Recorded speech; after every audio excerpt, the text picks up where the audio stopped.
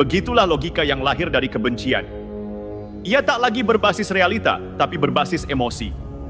Dan emosi, kalau tidak diolah dengan nalar, hanya akan melahirkan kedunguan kolektif.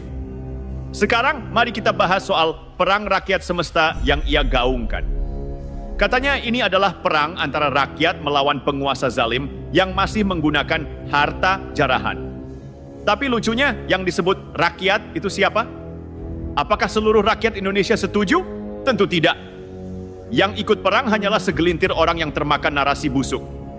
Perang macam apa kalau tentaranya cuma segelintir akun TikTok dan Telegram? Perang itu butuh musuh yang jelas, strategi, dan tujuan. Tapi dalam perang versi Tifa, musuhnya kabur, faktanya tipis, dan tujuannya absurd. Ini bukan perang rakyat semesta, ini lebih cocok disebut drama semesta dengan pemeran utama yang halu. Dan di tengah kekonyolan itu, ada korban nyata.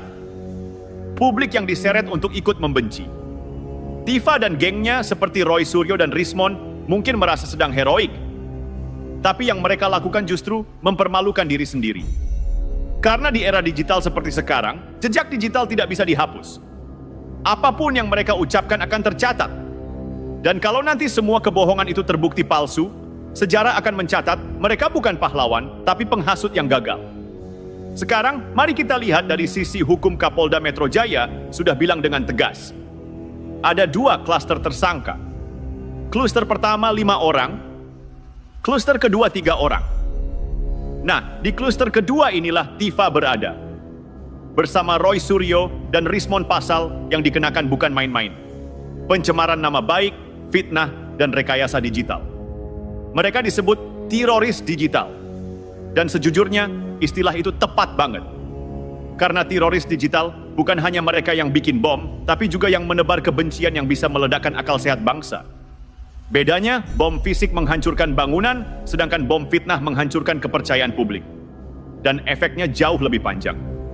Bayangkan, generasi muda yang baru belajar politik tiba-tiba disuguhi teori 11.000 triliun. Bukannya belajar berpikir kritis, mereka malah jadi skeptis dan sinis tanpa dasar.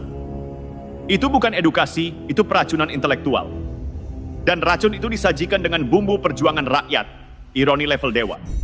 Kita harus jujur, banyak yang ikut-ikutan membenarkan Tifa bukan karena mereka punya bukti, tapi karena mereka ingin punya alasan untuk membenci Jokowi. Kebencian itu seperti candu.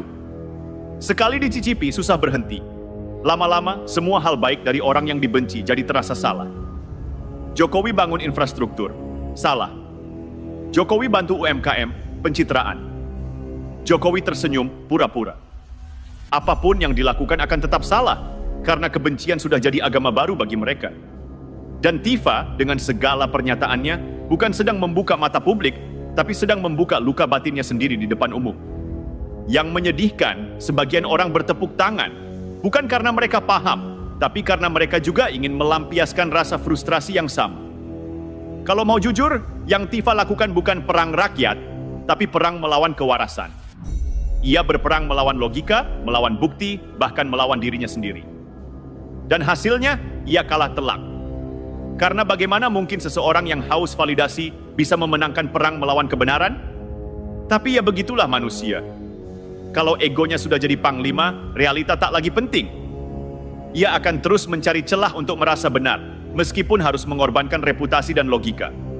Dan kalau sudah begitu, tak ada bedanya antara akademisi dengan influencer gagal cari sensasi.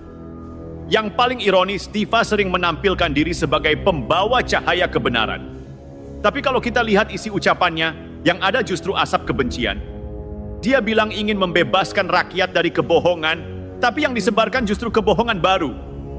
Dia mengaku berjuang demi moralitas, tapi ucapannya tidak beretika. Dia menyebut dirinya ilmuwan, tapi logikanya bahkan kalah dari anak SMA yang baru belajar ekonomi dasar. Mari kita tes sebentar. Kalau Jokowi punya 11.000 miliar rupiah, berarti dia lebih kaya dari gabungan Bill Gates, Elon Musk, dan Jeff Bezos. Lalu, di mana Forbes? Di mana laporan OJK? Di mana audit BPK? Tidak ada. Tapi buat Tifa, absennya bukti justru dianggap bukti bahwa buktinya disembunyikan.